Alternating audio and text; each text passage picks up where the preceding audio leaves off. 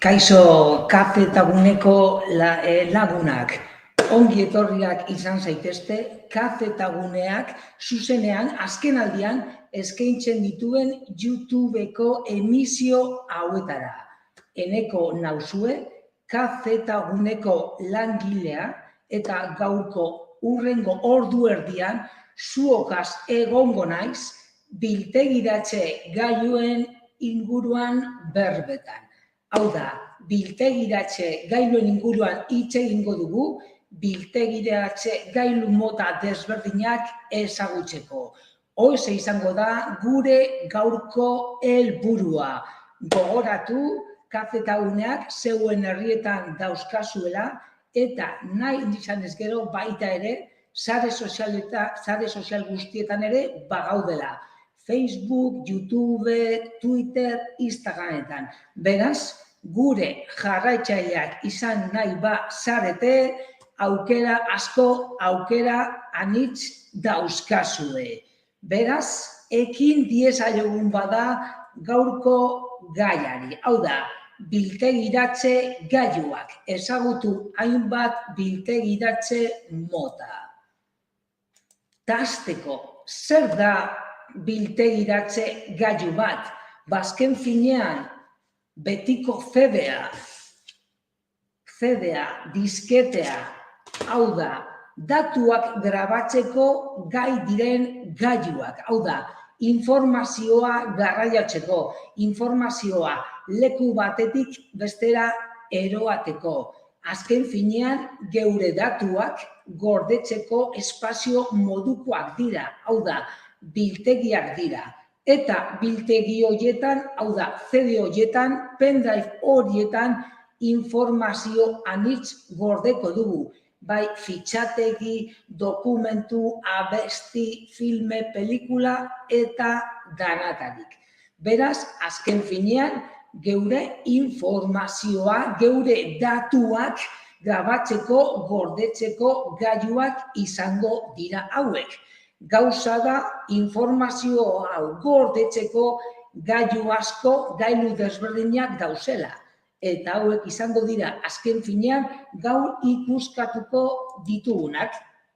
Beraz, laburbilduz, biltegiratze gailuak, fitxategiak gordetzeko espazio fisikoa eskaintzen duten elementu teknikoak, azken finean. Hau da, informazio hori aldi baterako edo betirako gorde daiteke eta azken finean zer dira osagai elektronikoak. Beraz, hor dekozue eta gaur honen inguruan hitz egingo dugu, biltegiratze gailuen inguruan. Hala ere, pizkat gaiarekin hasteko, iraganera itzuli txiki bat emango dugu, hau da, geure DeLoreana hartuko dugu eta atzera pauso bat emango dugu. Guzti hau nondik datorren pizka bat ikusteko. Beraz, DeLoreanean sartu, kazetaguneak dekon DeLoreana, eta goazen bada iraganera itzuli bat emotera. 50. hamarkadan nola hasi zen guzti hau, hor argazkian duzuen txartel zulatua daba medio. Azken finean hor ikusten duzuen argazkia, hor ikusten duzuen txartela, ikusten duzuen moduan badekoz olako zulaketa txiki batzuk. Gauza da, hor barruan informazioa gordeta zegoela. Baina noiz, 50. hamarkadan, gogoratzen nor zeundeten 50. hamarkadan, jaio izan bazineten, horrela hasi zen guztia. Hau da, olako hasierarako biltegiratze gailuak txartel zulatuak izan ziren. Ondoren, zinta magnetikoak etorri ziren. Hau da, 10.000 txartel zulatu zinta magnetiko baten barruan sartzen zen. Beraz hor, olako aurrera pausu handi bat eman zuten. Izan ere, imaginatu, 10.000 txartel, 10.000 zinta magnetiko bakar batean. Bertan, 5 eta 10 mega bitartean baino ziren sartzen, baina azken finean hasiera pausu bat baino zen. Ondoren eta ezagunak egingo zaizkizue, hor dauzkazuen disketeak eta floppy disk dalakoak. Azken finean ziurrenik etxean olako disketeak izango dituzue hor nonbait. Azken finean askok eta askok olakoak erabili dituzue, bai, ezkerraldeko disketarruntak eta gero agertu ziren floppy disk dalakoek. Azken finean, geure artean informazioa partekatzen genuenean olako disketetan egiten genuen. Adibidez, kurrikuluma olako disketetan sartzen genituen, jolasak eta olako disketetan. Azken finean, biltegiratze gailuak ziren. Ondoren, CD-ak etorri ziren, gogoratzen, CD-ak, 80ko hamarkadan.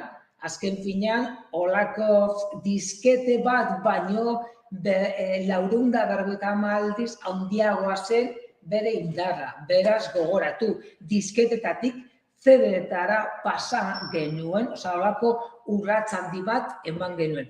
Olakoak bebai, etxean zuenik, askok eta askok izango dituzue hor gordetan horbait, eta askok eta askok oraindik ere erabili izango dituzue. Beraz, 80. hamarkadetik aurrera CD-ak agertu ziren. Ondoren, zip diskoak. Potenteagoak ziren, hau da, 100 eta 750 mega artean gorde ditzakeguz bertan, zip diskoak. Nik olakoak adibidez, ez nituen erabili, baina hor ere asko eta askok ikusi egin nituen. Ondoren, flash gailuak eta disko gogorrak, olako arkatz memoriak, gure betiko pendrive dalako, hor argazkian ikusten dituzuen flash gailuak eta disko gogorrak etorri ziren. Hauek ere gaur egun askok eta askok oraindik ere erabili egiten ditugu. Eta ondoren, flash gailuez gain, odeia, la nube edo deitzen duten hori, hau da, odeia, hau da, interneten gorde egiten dugun informazio guzti hori, gaur egun jende askok eta askok odeia erabiltzen dute lainoa bere informazio pertsonala edo lanekoa gordetzeko. Lainoen artean, odeien artean, alternatiba edo plataforma asko daude. Hala ere, horiek geroago ikusiko ditu. Beraz, orain arte ikusitakoa atzera pausu bat izan da, holako timeline deritzon hori. Biltegiratze honen garapena urtez urte zein den pizka bat ikusteko. Eta gaiarekin hasteko hau da, biltegiratze gailu motak. Biltegiratze gailu mota desberdinak topatu ditzakezuez. Hor adibidez, pantailan ikusten duzuen moduan, zeintzuk dira ereduak magnetikoak, optikoak, magnetiko-optikoak, elektronikoak edo egoera solidokoak, eta oraintxe bertan aipatu dugun hodeia edo lainoa. Hala ere, hauek hurrengo minutuetan banan-banan jorratuko ditugu eta pizkat aztertuko ditugu. Gehien bat jakiteko CD-a badekot non sartu egiten dut, edo pendrive-a non zein ereduaren barruan dago gure pendrive-a edo ordenagailuko disko gogorra. Hauze, hurrengo minututan pizkanaka ikuskatu eta aztertuko dugu. Hala ere, hortxe dauzkazue biltegiratze gailu motak zeintzuk diren. Magnetikoekin hasiko gara. Magnetikoak zaharrenak dira azken finean. Hau da, informazio kopuru handiak volumen txikitan biltegiratzeko aukera ematen dute. Hau da, informazio asko tokian sartzeko aukera. Informazioa irakurri eta idazteko ingurune magnetikoaren gainazalean dauden partikula magnetikoak erabiltzen dira. Hau da, magnetikoitza, hau da, azken finean informazioa zelan gordetzen da, ingurune magnetikoaren gainazalean dauden partikula magnetikoetan dago koska. Hau da, bertan daukagu informazioa gordeta. Adibideak zeintzuk diren, disketeak, dat audio digitaleko zintak, baliteke hauek gutxiago erabiltzea, baina askotan bideokameretan olako zintak, dat audio digitaleko zintak erabiltzen genituen. Kanpoko disko unitate zurrunak eta barneko disko gogorra. Hau da, ordenagailuaren barruan gordeta daukagun disko duro edo disko gogorra dalakoa unitate magnetikoen barruan sartu ditzakegu. Beraz, gogoratu, diskete, barneko disko gogorra, audio zintak eta kanpoko disko unitate zurrunak. Magnetikoak izan behar direz. Magnetikoak azken finean datuak gordetzen dituen estaldura magnetiko bat duen disko bat baino ez da. Bertan gordeko dituzue aplikazio fitxategi guztiak. Eta azken finean magnetismo bat erabiltzen du informazio hori gorde ahal izateko. Disketetan azken finean norbaitek diskete bat zabaldu egin badu barruan olako zinta ikus dezakezue. Azken finean nork ez da olako diskete bati goiko partea kendu barruan zer dagoen ikusteko, olako zinta magnetikoa ikusteko aukera izango duzue. Azken finean hor argazkian ikusten duzuen moduan, hor disketea edo ordenagailuaren barruan gordeta edo jarrita duzuen disko gogorra dira adibiderik argienak. Unitate magnetiko hauek olako aldeko gauzak eta kontako gauzak badauzkate. Adibidez, imaginatu, adibidez, ordenagailuko disko duro edo disko gogorra. Aldekoak, kostu basuko memoriak direla. Datuak azkar eta zuzenean sar ditzakezue. Datu volumen handiak gordetzeko aukera, beraz, fitxategi, argazki, datu asko eta asko gordetzeko aukera. zinta magnetikoek baina azkarrago garraiatuko ditzake datuak. Hau da, abiadura ere nahiko abiadura handia daukate. Eta datu transferentzia tasa ere azkarragoa izaten da. Beraz, normalean eta jendeak eskertu egiten dau, hau da, abiadura nahiko handia dauka honek.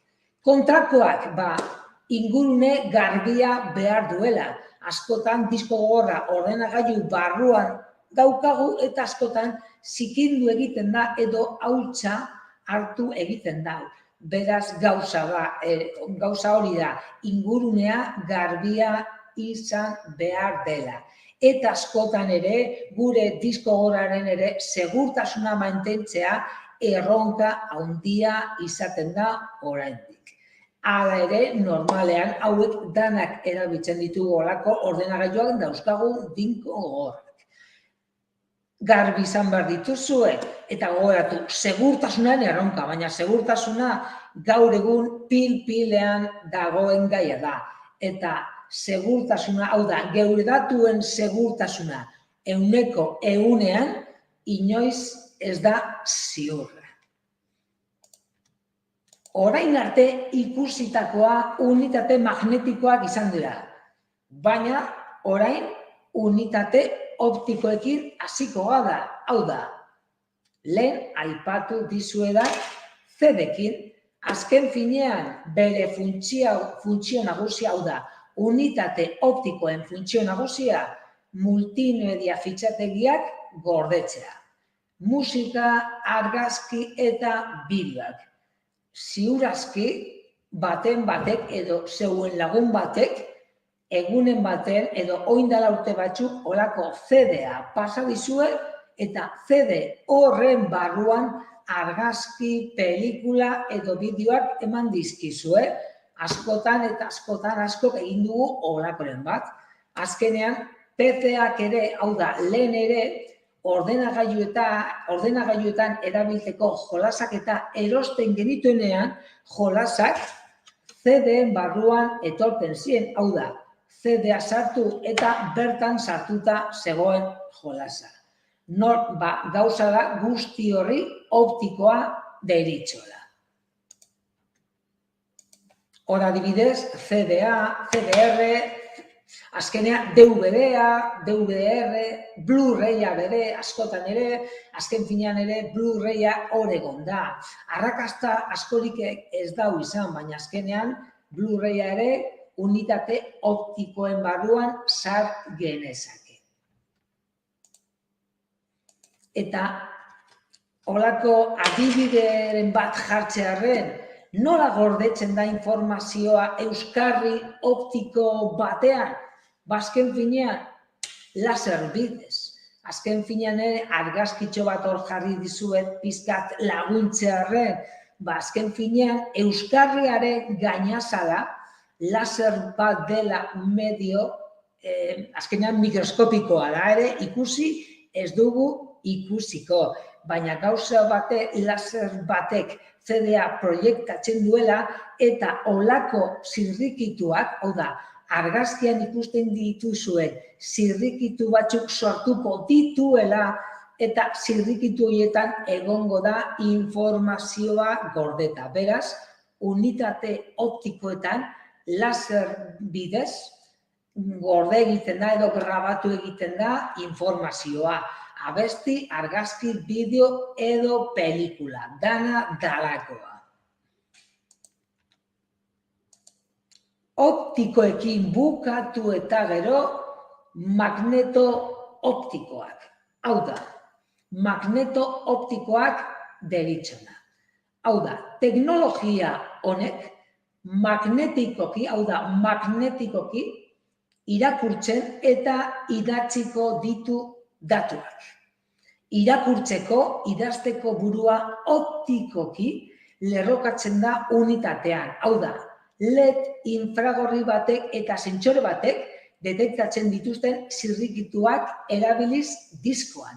Beraz, LED teknologia erabiliko da magneto optiko deritzon honetan. Hala ere, oraintxe bertan adibide batzuk jarriko dizkizuet hobeto uler dezazuen. Hor adibidez, badeko zuaz adibideak. Izan ere askotan adibideekin ideia hobetu ulertuko duzue. Hau da, zip diskoak, jazz diskoak eta super disk deritzonak. Horiek ere baliteke askotan erabili izana. Gauza da, disko mota horiek magneto optiko ereduaren barruan sartzen ditugula. Azken finean, buru magnetikoak grabazio azalera ukitu egiten dau. Diskete unitate batean egiten duen bezala. Diskete bat baino potentegoak dira eta ahalmen gehiago daukate. Magneto optiko deritzon disko hauek. Adibidez, adibide bat jartzearen zip dalako diskoa, hau da, biltegiratze gailu edo periferikoa deritzona. Azken finean, 2009 urtean, I-Omega enpresak atera zituen. Eta azken finean, bertan, 250 eta 750 megaartean gordetzeko aukera ematen zigun. Informazioa nola gorde egiten da unitate magnetiko optiko hauetan?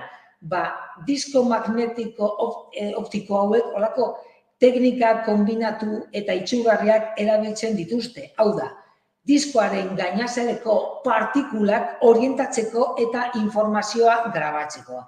Azken finean, nahiko termino teknikoak dira hauek. Honena, eta YouTubeen sartuz gero, bertan prozesua pausuz pausu ikusteko aukera izango duzue. Magneto optikoekin bukatu eta gero elektronikoak eta egoera solidokoak.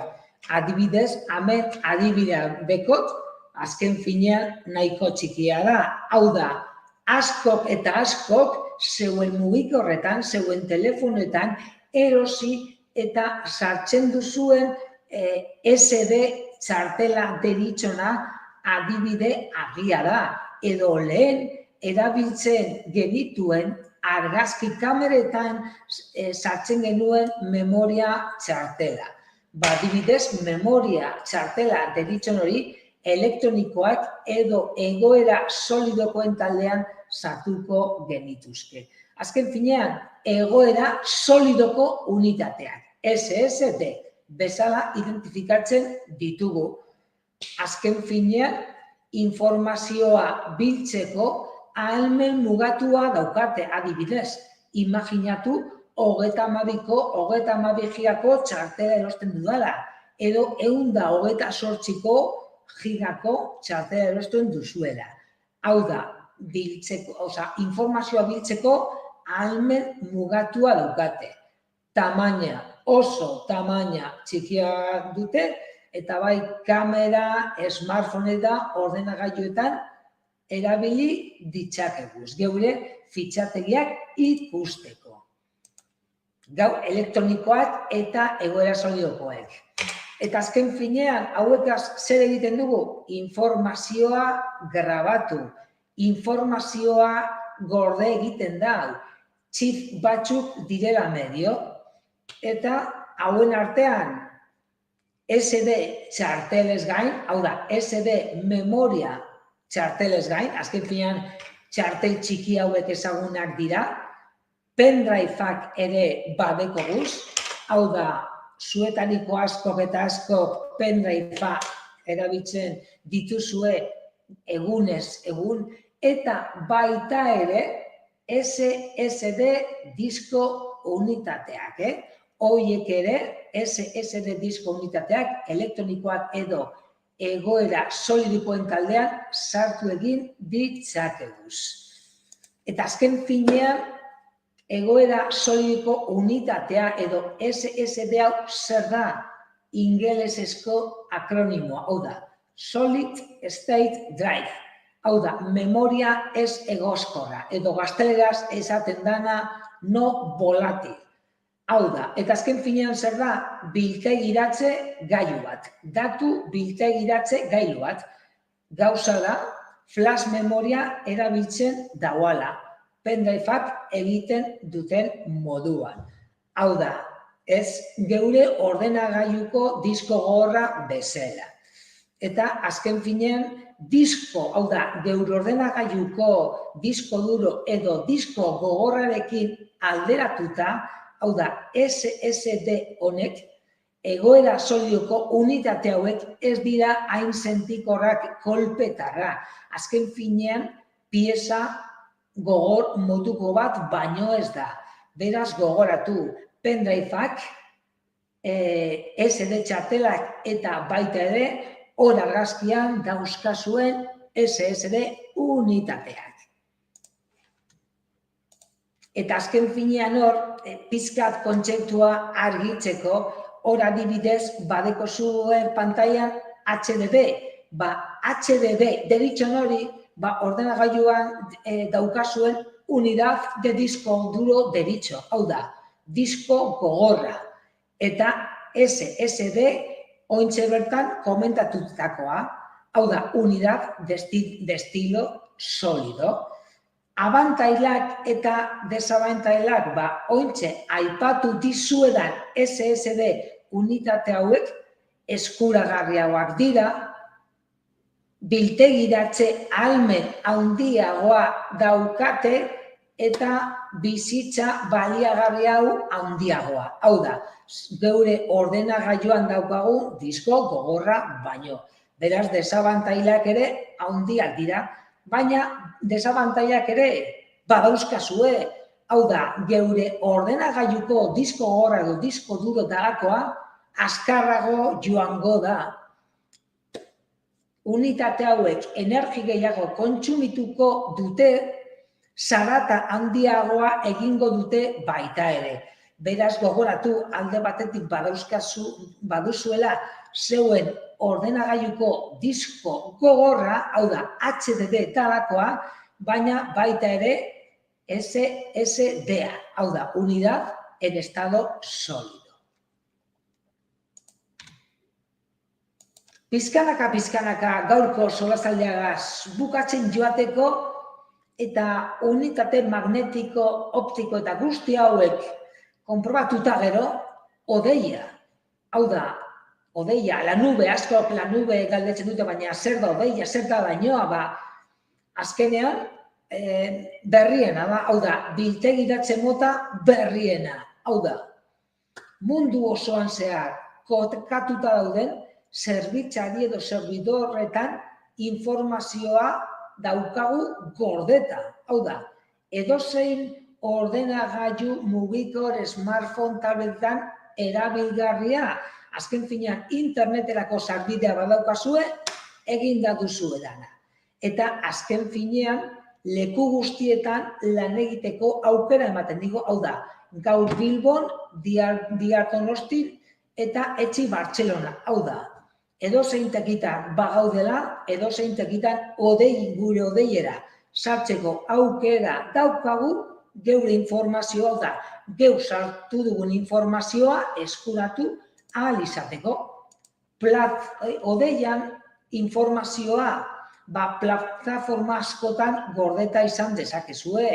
Hau da, nork ez dago ezagutzen Google Drive, OneDrive, Outlooken OneDrive, Mega, Dropbox, hau da, odei asko dauzkazue, plataforma ugari, plataforma anitz, asko eta asko doainik, eta gero giga edo biltegiratze gehiago behar baduzue, normalean olako premiumak izaten dire, baina gehienak olako biltegiratze doainikoa izaten da. Beraz, gogoratu, odei asko dauzkazuela. Labur bilduz eta olako biltegiratze gailu guztia hauen inguruan hitz egin eta gero gogoratu. Disko gogorreko unitateak, hau da, HDD, disko duro, unidad de disko duro, tradizionala betikoa ordenagailuan gordeta daukaguna, baina alternatiba moduan badeko zure bai SSD disko gogorra, azken finean HDD-aren etorkizuna edo bilakaera. Gogoratu horrez gain alternatiba gehiago dauzkazuela. Disketerik, dagoeneko disketerik ez duzu erabiliko, baina bai SSD txartelak, pendriveak, disko gogorrak erabilgarriak eta bukatzeko odeia. Gogoratu, Gmaileko kontua baduzue edo Outlookeko kontua badekozue, bai Google Drive edo OneDrive erabili dezakezue, zeuen informazioa unitate hauetan sartu ahal izateko. Eta gogoratu, arazorik badekozue, etor zaitezte kazetagunera eta lagundu egingo dizuegu. Edo baita ere, imaginatu, Google Drive-eko ikastaroa burutu, 2 egun eta 4 ordu, Google Drive-en informazioa nola gorde partekatu eta alako gauza horiek ikasiko dituzue, erraz ikasiko dituzue. Eskerrik asko lagunak gaur bertan egoteagatik, gogoratu ostegunean ere hitzaldi hau gazteleraz eskainiko dugula eta hitzaldi berri asko dauzkagula. Guzti hauek bai kazetaguneko web orrialdean ikusi ditzakezue edo geure YouTubeko kanalean, zuzenean edo hor danak topatuko dituzue. Gaurkoz, hauze izan da guztia, egun ona izan dezazuela eta laster, agur, aio!